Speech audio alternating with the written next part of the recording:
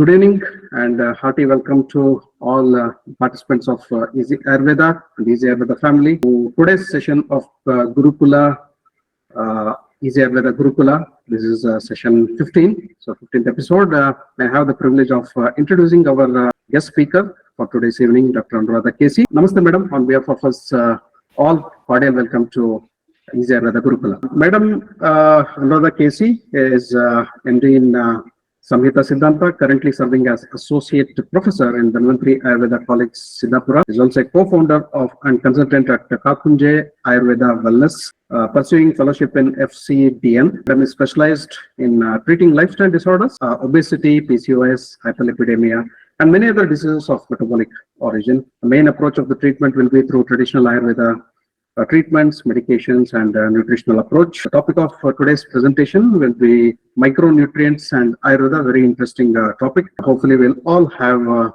very good experience and enjoy this particular session with Dr. Anuradha. Madam, over to you for your presentation. Thank you, sir. So let's explore micronutrition and Ayurveda. So we all know that nutrition is of two types, macro and micro. Micronutrition are protein, carbohydrate, we all know that. So I'm not going into detail of that. Next comes the micronutrition. So coming to micro, the word itself indicates that it is needed in small quantities, but plays a crucial role in various physiological processes. Again, this micronutrient is of two types, vitamins and minerals. So vitamins are nothing but organic compounds. So again, they are of two types, fat soluble, ADEK, and water soluble, vitamin C and B complex. So fat soluble, we have to be extra careful as they tend to deposit in the body, whereas water soluble, they are excess in the body. They will excrete through urine and sweat. So next, coming to the minerals, they are nothing but inorganic elements. Again, they are of two types, major and trace. So we all know major minerals are calcium, phosphorus, magnesium, sodium, and so on. And trace, zinc, copper, manganese, iodine, selenium, chromium. So what important thing is here, so even though they are required in very small quantity, but they are very much needed for functioning all the physiological process of the body. So now the question is, so being an Ayurvedic doctor or Ayurveda enthusiast, so do we need all these concepts? That's a question. So here comes the micronutrient deficiency consequences. So I'm not going into detail of each and every vitamin deficiency, but more nowadays more common, especially after the COVID, vitamin D and vitamin B12 deficiencies more common. So here one important thing is, so vitamin B deficiency has unimaginable consequences. So maybe it's looks like simple fatigue symptom, or maybe a very severe symptom like partial vision loss or blurred vision. Even mental health issues are observed when this vitamin B12 is very deficient in our body. Next, coming to the vitamin D, we all know that all bone and joint related pain, again fatigue, hair loss, mood swings, everything can be observed because of the vitamin D deficiency. So one more thing is, this vitamin D deficiency can also result in increased sugar level. So if the vitamin D is very low in our body, so supplementing it, supplementation of vitamin D prevents from a pre-diabetic person going from pre-diabetes to diabetes. So now important thing is, we all know that this micro and micronutrition is obtained primarily through a balanced diet, including a wide variety of fruits, vegetables, whole grains, nuts and seeds. So I'm not going to explain which food source has which vitamins or minerals. So my topic is different here. So another source is quality supplements. So why I stress on quality supplements is, so quality supplements are like candies now. So even you get it in even a grocery shop, and everywhere you get vitamin supplements. So just popping a pill will not help us. So it should have some quality, and there should be some criteria before taking supplements also. So, and another thing is, if the supplements are excess, they leads to toxicity and adverse effects. So coming to Ayurveda. So what does Ayurveda say then? So we all know that there is one concept called Deshasatmya. So we should know whether the fruits and vegetables, what we get, whether it's grown in, for example, if we consider India, whether it's grown in southern part, especially in, is it from Anupadesha or Jangala Desha? So even that has like vegetables and fruits which are grown in Anupadesha, quality is different.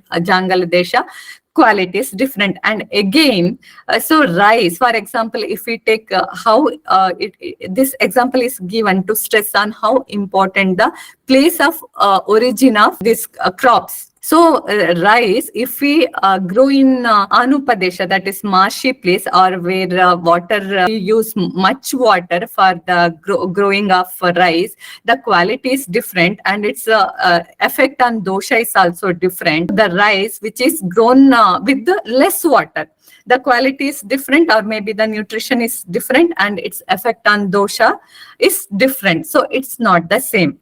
So again, for example, if we move from, if you consider I'm from southern part of India. So if I move from southern part of India to northern part, then what should be my food habits?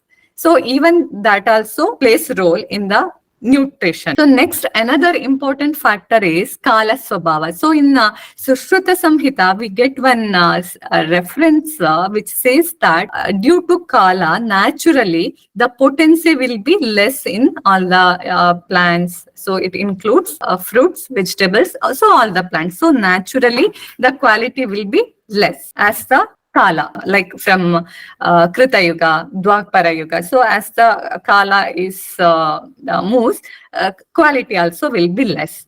So again, another important factor is Ritu Viparyaya. So we all observe this nowadays. So even it is Varsha Ritu, there is no rain in the Varsha Ritu. So instead of that, we can see very hot sun.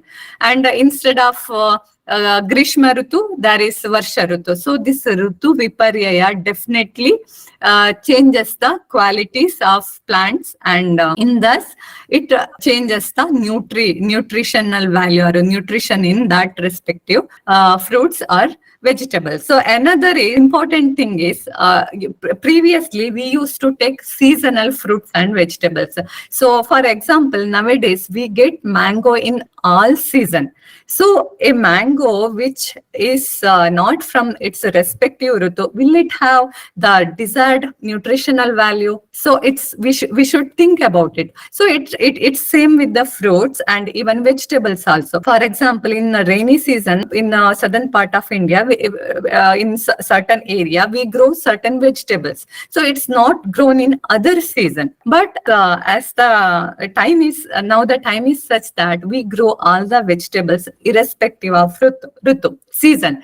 So another important thing is, for example, it also included in Desha itself. So an apple which is grown in Kashmir region or Himachal region or in that belt has what nutrition value it has is totally different from, for example, if someone wants to grow apple in southern part of India, maybe in colder place like Madikeri or Ooty.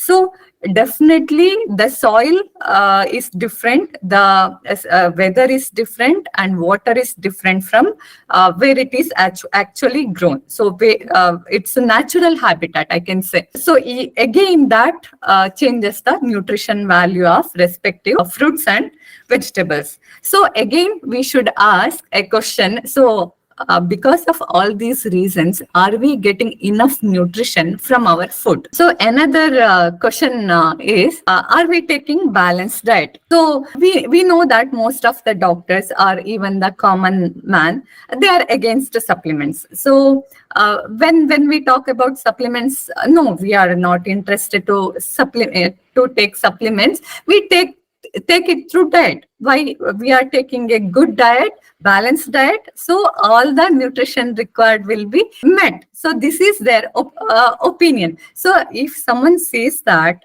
if you are treating any lifestyle disorder like obesity or any metabolic disorder, any nutritional deficiency disorder, so you should ask their meal pick or just observe your plate. So what do you eat every day? So this is first example is a non-vegetarian diet. So you can see that it has only rice and some non-veg piece. So there is no question of, so after usually the rice quantity will be more than that. If we observe our plate, so rice quantity will be more, and someone is non-vegetarian, so most of the time it will be non-veg.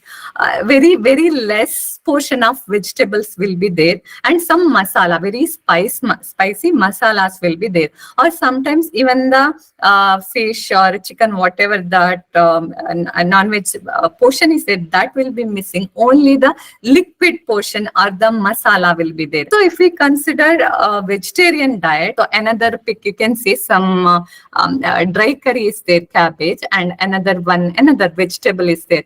So that balance, if we think that our diet has all the nutrition, no, it is mainly of carbohydrate. So very minimum of vegetables. So it's what I have observed during my handling of patient obesity cases. So most of the time it's rich in carbohydrate, and considering the portion of carbohydrate, we are not moving. So the work is sedentary, but the carbohydrate portion is very much, and just to forget about dals or good fats or ghee or oil. So there is no question of including that. Mostly it is rice and some portion of vegetable will be there. So another contrary to that, so another category will be there. So most of maybe for breakfast, lunch, dinner, 3 times also fruits will be there, saying that it's very healthy, very nutrition. That too not before meals. So usually fruits like banana or any fruits, it's observed that they take it after heavy lunch. So I want to stress here, it's after heavy lunch. So it will definitely come under Adyashana.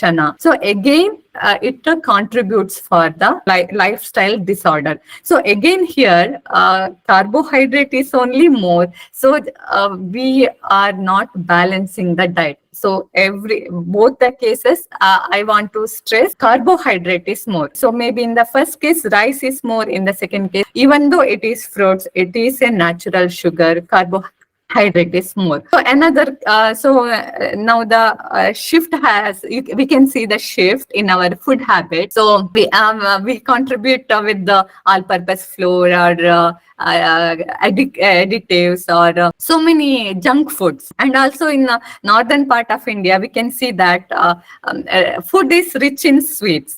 So again, rice, sweets, so it's carb only again. So there is no balance. What I can say, that there is no balance. Again, the work is sedentary. So, and another thing we usually say that even our ancestors had rice only. So they consumed the same rice, vegetables, fruits. They were fit and fine. So why can't we take the rice? It's our staple diet. So mainly sweets. See, as I mentioned earlier, it's carbohydrate rich diet. So we take fruits every day. We take sweets every day nowadays along with rice. So it's not only the rice portion is more, vegetable is less, along with rice, many sweets. So in olden days, during any festivals or any functions or any family get together, we could observe there were sweets. But usually other times, no much sweets, no much sugar, no much maida or all-purpose flour was in our kitchen. So, and they were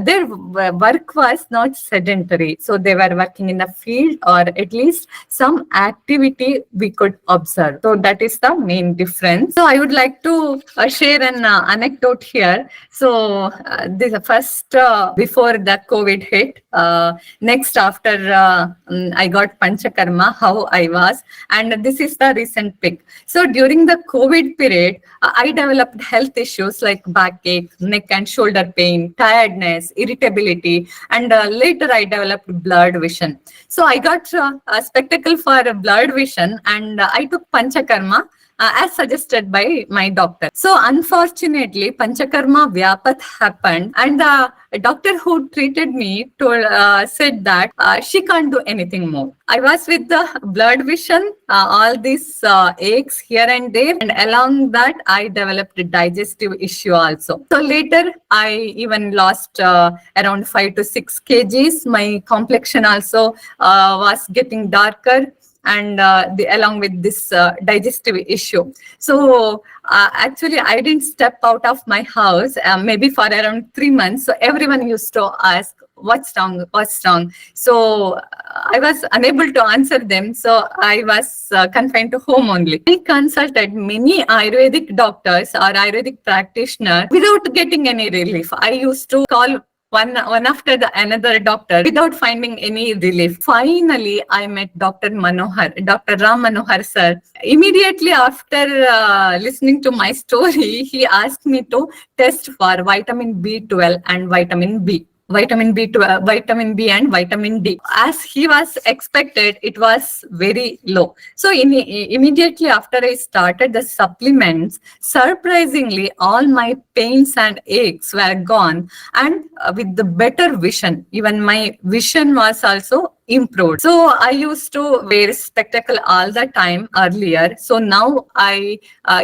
use when it's a screen time or when I have to read. And much I am not saying that it's totally reverse the condition. No, but I am much better now. And my all these digestive issues was taken care by late Dr. Ambamurthy. So I followed his simple medication, and I got better. I'm not perfect, but I'm much better. So what I want to highlight here is a small pill has changed my life, and I was suffering like hell, and it brought hope in my life. So I just want to stress that point. So after I got such a result, so I started to explore nutrition and all these supplements. So I started to introduce. I introduced it to my brother. So even he had allergic rhinitis and eczema. So I first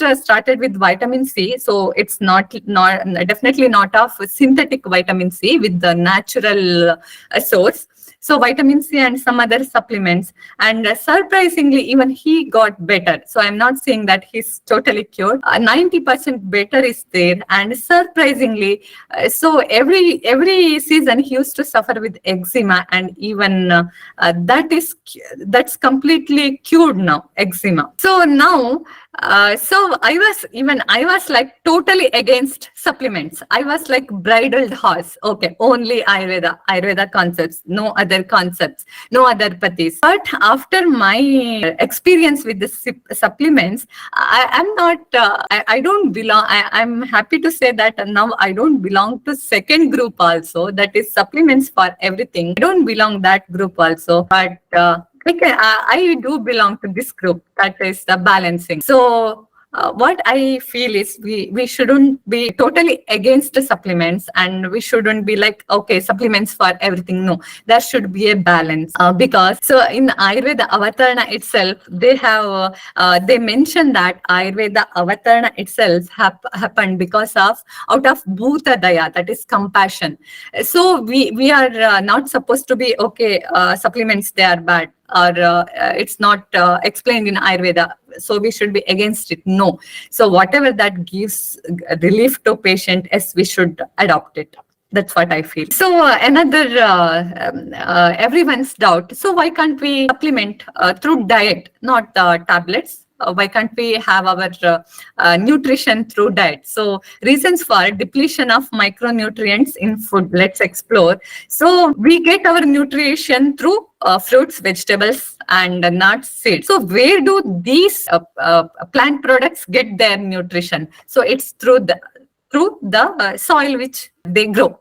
So do we have that fertility in the soil? No, definitely I can say no. So soil fertility itself is not there. So even the nutrition is compromised in the respective fruits and vegetables. So we don't use natural manure like cow dung, etc. So again, it affects the nutrition of the soil and in turn the nutrition of the fruits and vegetables. So even soil quality also compromised due to soil erosion, continuous farming, and many other reasons are there. So next, a very important factor is GMO seeds. You name it, rice, wheat, vegetables, you name anything, so it's GMO. We have lost our indigenous bank of seeds bank. So again, we are compromising with the quality. So chemical fertilizers, pesticides, season, pollution is all these affects the quality of the or the micronutrition or nutrition which are present in the fruits and vegetables or all whatever we take. So it has effect on even medicinal plants also. So naturally, so due to the present kala, so the quality is very less, I can say. So again, let's explore how this nutrient will be lost during the harvest. We know is transport. By that time, harvesting till it reaches to our plate, maybe there will 15 days or 1 month, or we don't know how many days or months will be over by the time it get harvest and till it reaches to our plate. So during the transport also, there will be a micronutrient loss will take place. We can say that sattva goes down day by day. So storage. So again, so we store vegetables will be stored in the shop or mall or somewhere it is stored, and again we buy from there, and again it comes to our home. Again we store it in the fridge for I don't know, maybe for a week, 15 days, or even 1 month. So again, after we store it in the fridge, we prepare it and again we refrigerate it for 3 days, 1 week, or 15 days. So just think about the nutrition value. Again, cleaning, so vessels, cooking methods, even they play a role. So next, coming to the processing. So we have rice varieties, so white rice, red rice. So nowadays we don't prefer brown rice or red rice. We want it white. So it is polished. Again, usually vitamin B12 is more in the red rice or brown rice. So when we polish, we just remove it. We remove all the nutrition, and again we fortify with the not the natural one. Again, it is a synthetic one. So even the rice, what we think that it has not nutrition value, no, it doesn't have anything. So just some sugar. Again, milk. So we think that in nutrition, again we are not encouraging indigenous cows. So again, it is a hybrid. So again, the quality is compromised. You name anything, pulses. Again, wheat. It mainly what we have now is GMO wheat. So even all masalas, jeera or cumin or coriander. So even in cumin, they just extract the active ingredient, or they extract oil from jeera and cumin, and they give what is remaining. So without any medicinal value also. So again, the flours in the mills, they use very high temperature when it is used for the powder. So again, the nutrition loss will be there. So whatever naturally is there, we just remove it, everything, and we artificially fortify it. So this is the external source or external factor. So now coming to the consumption. So we take all these fruits, vegetables. So whatever fruits and vegetable is there, that external factor, so it is converted into bodily components like cells, tissues, organs, whatever. So with the help of Agni. So Agni plays very crucial, very important role. So if the Agni is not good, whatever is nutritive food items you take bath almond, or you take fats, or you take seeds, whatever you take, very, very high in nutritive value. But if the Agni is not good, then it's of no use, because body cannot process if the Agni is not good. So it is just expelled, or it will be turned as our ama in our body and stored, and will be leading to different diseases. So we all know Vishama, Manda, Tikshna, how it is affecting our digestion and food absorption, everything we know that. So I'm not going into much detail of that. So another one important factor is, so when the patient comes with any complaints, we should ask them how is their digestion. So if you ask how is their digestion, they say, "Hi, it's fine. No issues with the digestion. I am fine. I'm having only issues with my allergic rhinitis, or pains here and there, or my some other issue." They are just worried about their main complaint, and they are not worried about how is their digestion. So then, if we should ask them, do you eat, or do you have breakfast because it's time to have breakfast, or you get appetite? So trust me, most of us, we don't appreciate what is appetite. We just take our breakfast or lunch because it's 8 a.m. or it's 1 p.m. or it's again 7 p.m. So we don't appreciate our Agni. How is appetite? So it's very important. We should have proper Agni, or digestion, or digestive fire for the process of whatever we take. So again, we should ask them, do you have any digestive issue like sour belching, or bloating, or heartburn, or constipation? So any issues, it is clearly indicating that something is wrong with the digestion. You should take care of it, so that all the nutrition will be supplied to our body. So again, food and lifestyle. So the food and lifestyle is totally different now. Already I have explained. So we can see that frequent eating, five times eating, 7 times eating, eating at frequent intervals, maybe for weight loss, or diabetes, or what others also, those who don't have issue also, we see that frequent eating. So breakfast, again 11 o'clock, fruits, again lunch, again evening, some or other things, snacks. So from 6 o'clock, maybe until the person sleeps, there is no break for a digestive system. So it's like cooking a rice. So you want to cook rice, you take water, and you switch on the fire, you add a quarter cup of rice, you add to boiling water. After half an hour, again you add rice. After half an hour, 1 hour, again you add rice. So we can never get a properly cooked rice in such conditions. So same thing happens if we eat, if we do the frequent eating. So again, another thing is, our food is high in carbohydrate. So constant high glucose in blood will be observed. So when the glucose in high, constant high insulin also will be secreted. So what happens is, gradually insulin resistance will be developed.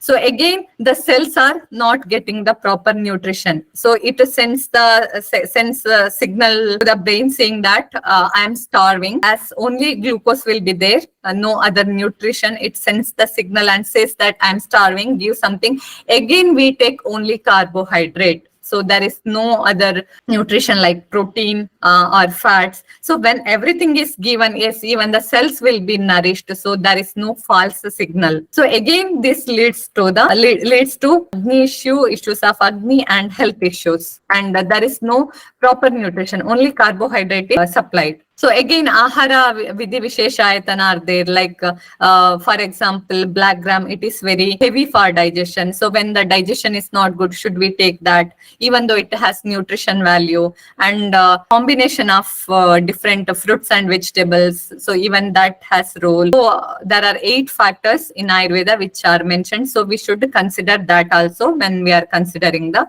nutrition. So effects of Arishad Varga. So there is one saying in Charaka Samhita. So matraya api abhyavahritam patyam cha annam na jiryati chinta shoka bhaya krodha dukkha shayya prajagaraihi. So even if you are taking nutritious diet, but if we are indulging in kama, krodha, or anger, jealous, or so many other mental issues, then even though we are taking nutritive food, it will not be digested and absorbed in the body. So Deha Satmya, even it's important. So nowadays we tend to eat all exotic fruits or vegetables or even food habit, pizza or whatever may be. So it is not accustomed to our body. So Deha Satmya, it's not only what food habits I'm accustomed. It's what food habits my father is accustomed to, my grandfather, great grandfather.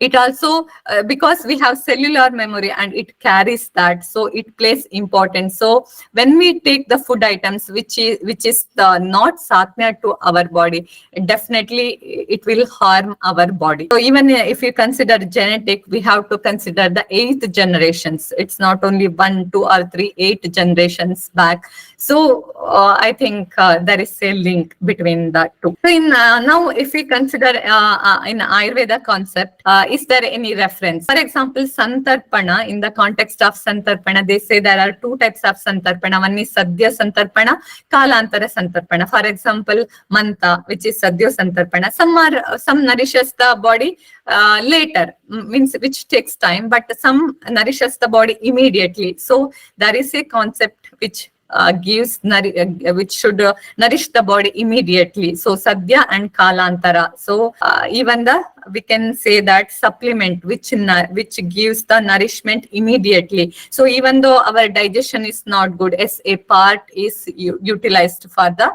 nourishment. So again, in a Samanya Siddhanta, we know that Mamsarasa improves the Mamsa, or Masha improves the muscle. So when in the case of loss of blood, we also get a reference of filling it with the enema, Rakta Basti. So many other concepts are there in Samanya. So I'm not going into much detail of that. So concept of balanced diet in Ayurveda. So we all know that Shashtika Shali, Mudgamsha, Saindava, Amalakeyavan. So Antariksham Payaha Sarpijangalam Madhuchabhyase. So all these Mudga, Saindava, Amalaki, Yava, all these are Abhyased. So see, even Jangala Mamsa is included. So usually there is a belief that Ayurveda propagates only vegetarianism. So no, even Nacha Abhyased, what are the food habits which are supposed to take daily? Even there also we can get the reference of Jangala Mamsa, usage of Mamsa. So I can say that it is a balanced diet. It has Shashtika Shali carbohydrate, Mudga. So it has the protein in it. It has the minerals in it. Saindava, Amalaka, we can say that vitamins in it. And again, Yava is there. So Antariksham Paya, fluid is there. Sarpi, Jangala, Madhucha, Abhyaset. So this is a more holistic approach, I can say.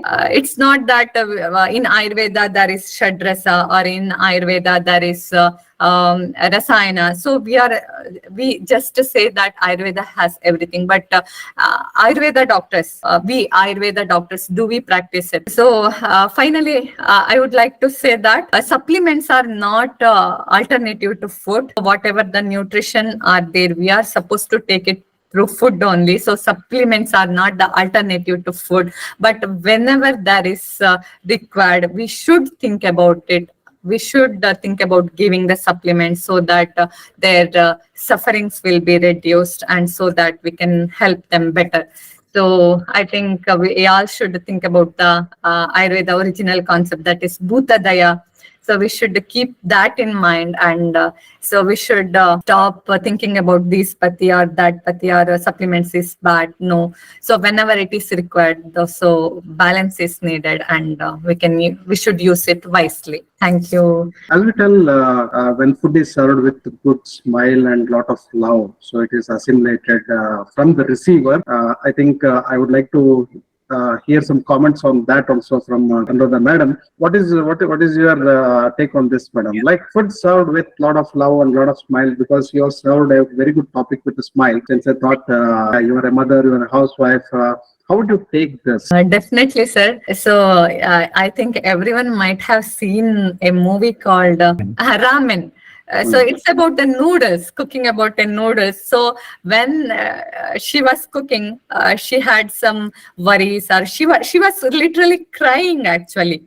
So she was so involved that when she served the same noodles to others, so everyone started to cry. So even in our tradition, we say that we should think that we are cooking for the Supreme Soul, so that we can avoid all this, our emotions like anger or jealousy or hatredness, whatever that is bothering at the corner of mind. Definitely, it affects the one who takes it. The sukshma part of food nourishes the manas. So, Sthula bhaga nourishes the sharira, and the sukshma bhaga, it nourishes our manas. So, so that's why we give very much importance to food. Thanks so much for the addition, Dr. Anuradha. There are some questions in my mind as I was listening to you. One is, how we live in the US and I have a garden of my own. I have vegetables. Does freezing deplete nutrients in the vegetables? That was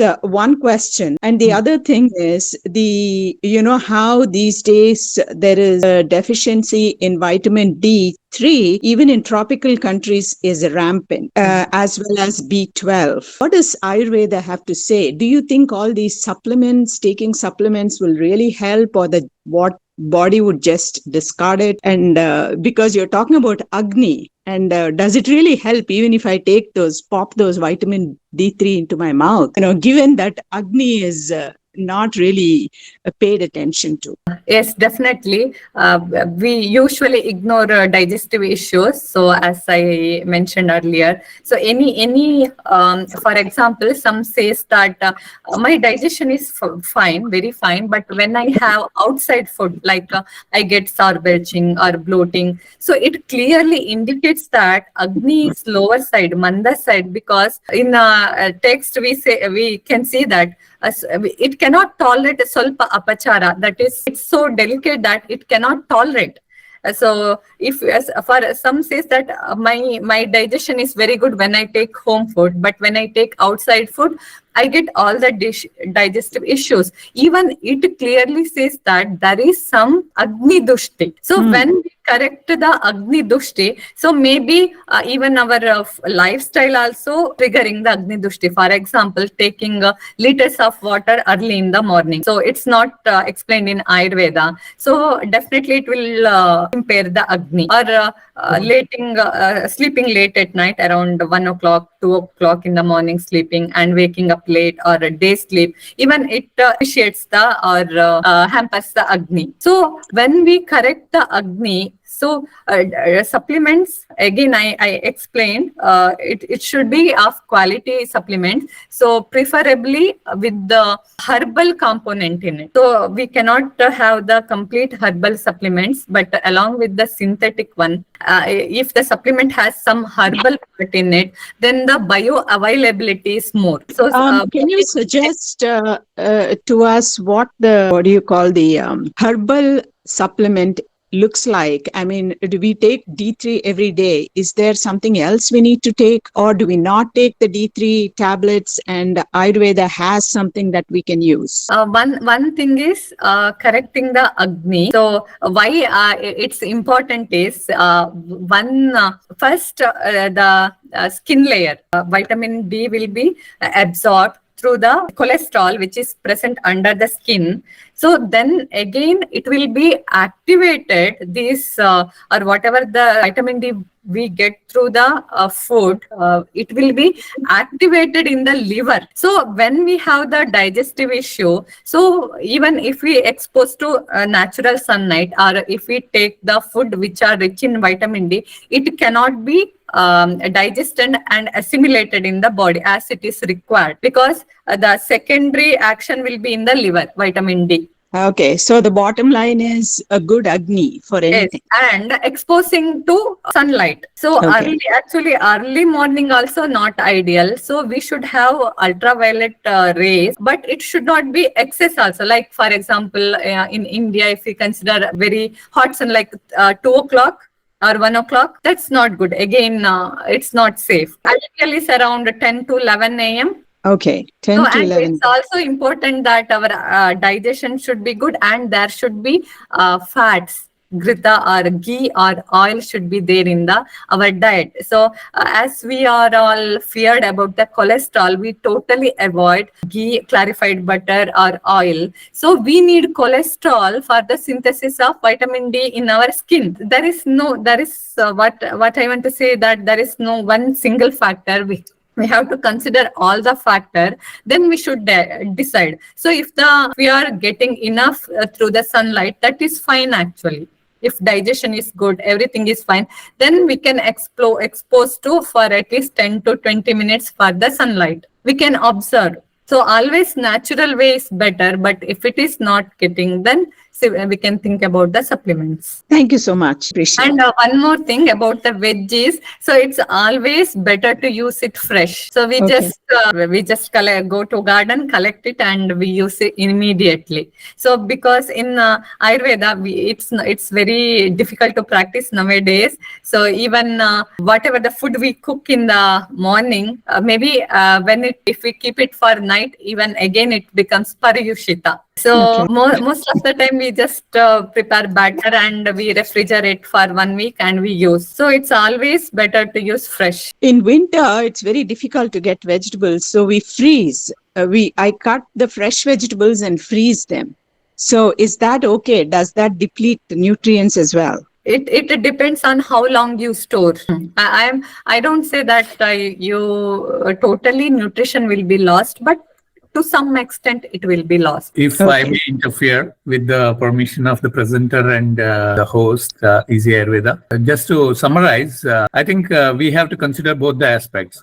When there is a very nutritious and well harvested, organic, good source vegetable and the food, but then if our Agni is depleted or impaired and metabolism is low, then that nutritional food will not be useful when the Agni is not properly able to process the food. That is first factor. And when our Agni is good and we are eating all kinds of food and fruits and everything, but if the source is not good of those vegetables, fruits and anything we add in our diet, when the quality of that is not good enough to supply all the supplement nutritional values required, then again it will be a lack of nutrition because of lack of nutrition in the food itself, in the source itself. And then what is the alternative is when the supplements in extract forms, extracts of pure plant sources is what I would say organic and better sources. Again, sometimes a combination of good food, but with whatever the deficient aspect of nutrition is there, that has to be added to that. That is when the supplements will come into role. So in totality, the source of food should be good. The food quality should be maintained until it is consumed, or else it should be consumed fresh and cooked fresh and without storing. It should be consumed, and then our body should be able to process it. That is, the Agni should be proper at all levels, Kosta, Dhatu and Bhuta levels. Agni should be proper to process it. So with this, the whole cycle, the complete, keys will be intact and complete. Thank you, sir. One more question from Vasanta Reddy madam is, why is oil extracted in Jeera? Does this increase shelf life? No. They take essential oil. They utilize it for other purpose. So whatever that is remaining, they just sell it. So what actually we are getting is Jeera without any medicinal value, I can say. They take out the essential oil, and so what is left out, that also they want to sell it. So it is just like without any nutritional value and without those core ingredient, they sell that, which is just like a sawdust. They'll be using it without the values required in it. How does a common sense of a person work while looking into these things? Dr. Anurada. Like you said, extracts, main things what we require is deleted from the equation, and some things, whatever is available in the market, it might be a compromised thing.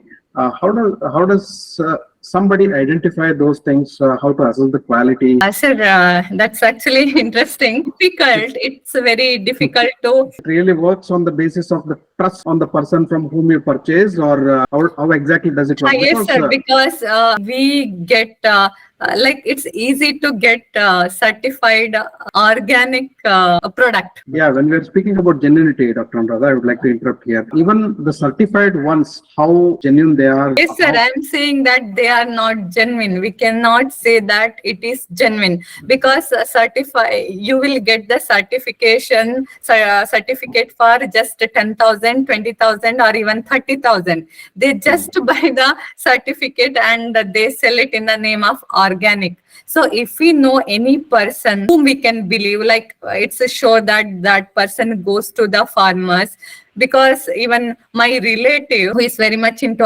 these organic products, when I talk to him, so both of them, they go to the farm and they talk to the farmer and they collect the whatever rice or whatever the groceries are, they collect directly from the farmer. So, and they visit their farm and they confirm that any harmful pesticides are not used, at least. Okay, so that's a nice information. But people are obsessed with brand names, and also the more the cost, the Yes. better the quality. All these myths are there regarding these foods, and a lot of people have a lot of queries. Just it's a supplement, somebody tells. So how easy or how difficult as a nutrition specialist for you to convince people that what you are taking is right and what you are taking is wrong, and how exactly do you customize a particular person to change their diet habit? Because it is very tough to do that. Sir, it's very, I can say it's very difficult. So when I talk about the supplements, they think about, isn't it harmful? Isn't it has side effects? But if we look at our plate, so our plate is full of poison. So we don't think about that. We just go to the pizza shop and we buy pizza and we just take burger. So we just take a French fry. So we don't even know which oil is used, what is the temperature used, when any carcinogenic thing is there, or just a simple chips. We can take any chips or any sweets. Anyway, we are all are working now, so we just buy even a gulab jamun or anything from the shop. So we store it for 15 days, 20 days, 30 days. We don't know. So it has preservative in it. So it is more harmful. It has preservative. It has color. It has sodium glutamate, and we take all the junk food. And we are not worrying about the slow poison we take. And when we talk about the supplements, we immediately we start worrying. Does it have side effects? Then how does a person overcome this fear factor related to the foods? So because whatever we are taking isn't safe, in that instance, how does a person judge? So do you feel the importance of a nutritionist or somebody to guide those people in a proper way? And different nutritionists also have different opinions. Yes. And Yes, what does a person do because they are totally confused what to take and what not to take? Question number one. I want to just add on one more thing. Does these supplements really work on the psychology also? Because the same supplement given to 2-3 individuals or maybe 10 individuals, if we distribute it as a sample, blind sample, and if those people pop up those things, it may work in 3 people or 5 people, half, like 50%, it doesn't work within that stipulated period. So how exactly? So because the person is trusting on those supplements, it's working, or what different factors work there? I said no. One thing is, so when we don't have any health issues, we are just taking supplements, for example, multivitamin. We want to be healthy. I want to be healthy, so I will take multivitamin daily. So maybe it will give placebo effect, psychological effect. But when someone has a real deficiency, for example, vitamin B12. So as I suffered with the vitamin B12 deficiency and the vitamin D deficiency, many have the issues. Maybe it's related to the vision or the fatigue or the mental health issue. irritability. So when we have real issues, when we take the supplements, during that time it's not placebo, it is acting. But Indeed. supplements, I want to be healthy, so then I'll take supplements every day. Maybe it's placebo because I believe that it is helping me. So Yeah, indeed, you mentioned that in detail in Anecdote. That was an interesting part of the presentation, madam. So, like you explained different phases with 3 different photographs. Did you get an idea, like I should be a game changer in many people's life because I have gone through this? yes, sir, definitely. So actually, I connected with the Dr. Subhashini. So I helped her through weight loss journey. So when she shared that even she had issues with the vitamin B12 deficiency, and even she felt better after taking that. It's not only her, many during the weight loss, especially weight loss program. So there is different many opinions. Some are very against the supplements. They say that we give weight loss solution without any supplements, only through diet. So we can see that advertisement or that presentation also. So it's like just like in allopathy, each individual has different tough opinion. So when someone comes to me, I expect them to follow what I suggest them. So they cannot take someone else's opinion and say that these supplements are harmful. Why are you suggesting me? So each person's opinion is different. So what matters there is the quality. So as I mentioned, it is sold like candy. So we cannot consider all the sources. So As you also mentioned that the balanced diet itself is supplementing everything. If Yes. we are very much conscious about quality, quantity, and also what it contains, I think everything will be supplemented. Lakshmi Sriram ji has a question, madam. Is it okay for having heavy meals one time and as breakfast, particularly heavy meals one time and as breakfast, while others are okay? So one heavy meal and others can be like okay, compromised, like lighter food. I am deriving that meaning from here because of various activities, etc. we are doing throughout the day. if we look into Ayurveda references, so there is clearly indication that half part with the solid, then with the liquid, and one part should be left for the easy movement of the dosha. If we stick on to that rules, always better to avoid heavy meal. So there should be like, so when we feel like taking a half more dosa, we should stop there. That is ideal. Even if we are indulging in heavy activities, maybe if their digestion is very good, maybe they should think about including some protein diet, carbs and protein balance, so that they can carry out the activities very easily. So if the Agni digestion is good, so Thank you, madam. most of the time it is observed that when our diet is rich in carbohydrate, you name it, rice or whatever other, it digests very easily and is fast, and we feel like having one more cup of coffee or tea as we lose energy very easily. So it gives the energy very fast, but we are not able to sustain. So whereas if we take protein, if the Agni is good, then we are able to sustain for longer periods. So again, it depends on the Agni. So what I observe is, yes, based on the Agni, we should change the diet. Thank you, madam. And a question from Kavita Koleji while appreciating the presentation. In Ayurveda, we discourage taking raw food.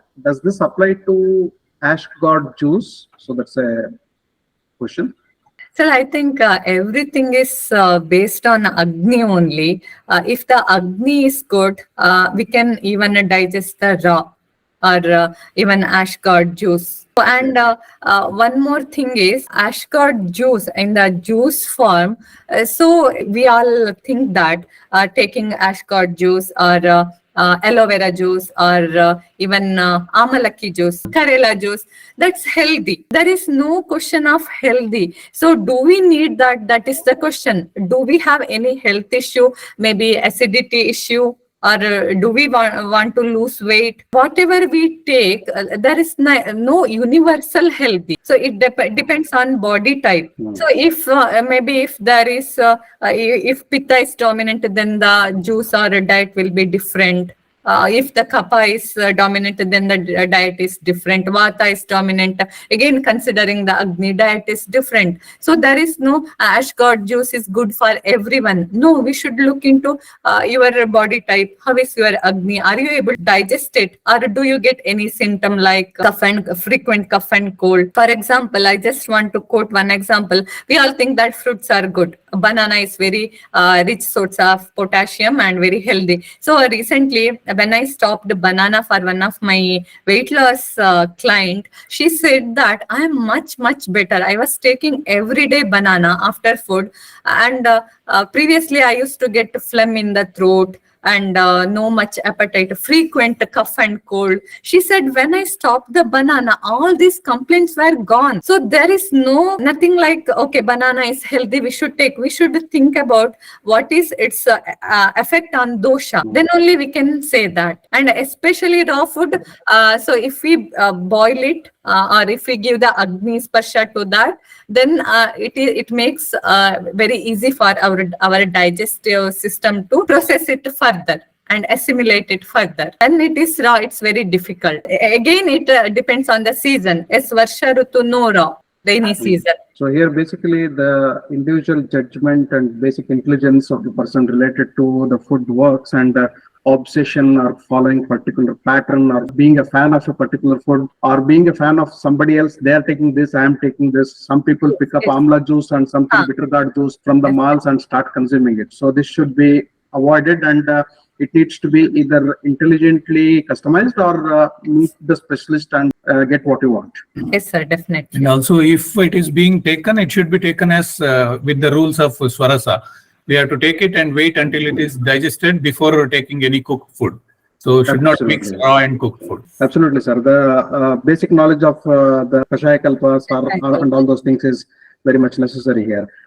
Jay Raghuji comes up with, can we lose fat-soluble vitamins upon freezing? Is there any study? For example, by storing carrots in a freezer, does it lose vitamin A? No, not sure about it, but freezing can lose some degree of nutrients. So that applies here as well, we feel. That quality will not be available after freezing and reheating and all that. Temperature changes frequently. What I would like to share with everyone is modern, I'm definitely not against modern science or modern nutrition. Definitely I'm not.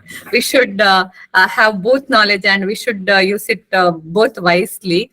But I think so Ayurveda concepts, they are 1,000 years old. It's dated long back, more than 5,000 years, and their principles they don't change with the time. They didn't change with the time. So, for example, in modern, previously they were saying that give during the stroke, they used to give the antihypertensive and they used to reduce the blood pressure. But recently, the concept itself has changed. They say that we are not supposed to give the hypertensive, so we should maintain, otherwise there will be consequences. So they take one criteria, coffee is good for this. They just look into one aspect and they say that this is good for. What about the other factors?